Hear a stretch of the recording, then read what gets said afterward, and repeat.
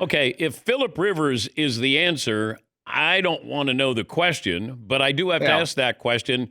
If not Philip Rivers, what are the other options for the Colts as a backup quarterback or starting slash backup quarterback? I mean, the plan, if it's not Riley Leonard, which we'll see, he's got the sprained knee. If it's not Riley Leonard, Brett Rippon, who does have experience and has played in the NFL, would probably be the next answer. And you'd be working out some guys on Tuesday, which is today, to try to figure out, where you can go. This is really sort of um, like a perfect storm of quarterback crap for them, like in dealing with Daniel Jones getting hurt, and I'm not making light of it, but like Daniel Jones having the torn Achilles after playing on a fractured fibula. Riley Leonard tweaks his knee. You've got Anthony Richardson, who has the orbital injury. Like from what I understand, he's still resting that eye. There's no timetable for his return. And you've got a team that's clearly reeling. There's lost 3 games in a row. That's got a gauntlet down the stretch. Has Seattle and San Francisco the next couple of weeks. If you're Chris Ballard and Shane Steichen and the guys in charge there, you're doing everything you can to try to create some level of hope that they can, dig what was an incredibly promising season out of a ditch. And so I'm sure we'll get more into why Philip and all of that, but there aren't a ton of options. We're past the trade deadline.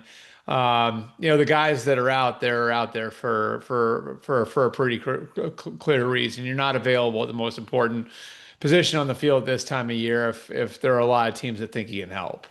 He hadn't played in 5 years. Now, granted, Yeah. I don't think his arm strength is going to be lesser because it wasn't great. I didn't have mobility.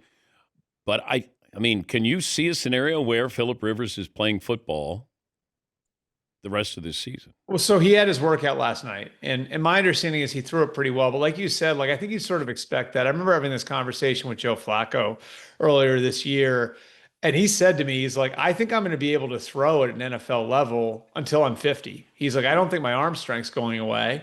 And I think anybody, like even like a suburban dad like me, like I can go out and throw the football in the backyard. I can't run like I used to, but I can go out and throw the ball to my kids. So I think that's one of the like that's one of those things where it's like, yes, he can still throw the ball. He's been coaching high school football, so he's been around it, coaching his son down there in Alabama, and he has been working out and training NFL and college quarterbacks over the last few years.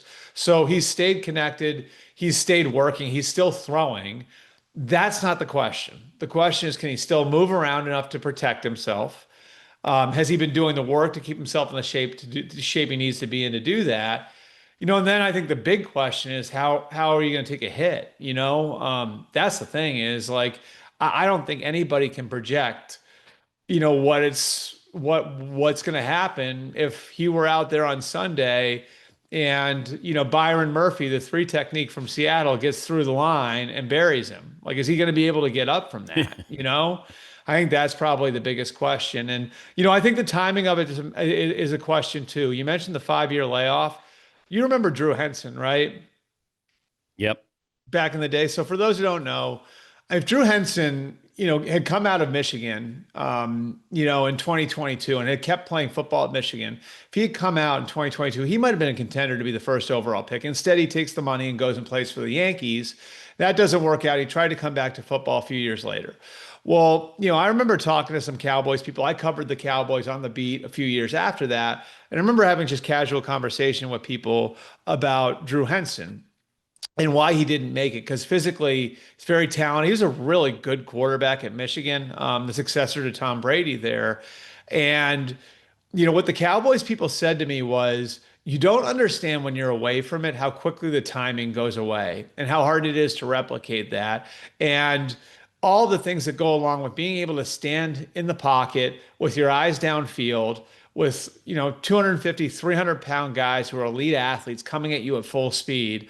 Like, there's no way to replicate that. So if you're out of it for a few years, it's hard to get it back. And their thing was that's what happened to Drew Henson, right? Wouldn't that apply here too? I mean, I know Rivers obviously has a ton more experience, but if you've been out of it, I would think the timing of it would be an issue too. So There's a ton of reason to ask questions about it. And I think, if nothing else, like this at least shows the Colts locker room that Steichen and Ballard are doing everything they possibly can to create some modicum of hope. Whether or not it can actually work, I think, I don't know that anybody has the answer to that question because this feels pretty unprecedented.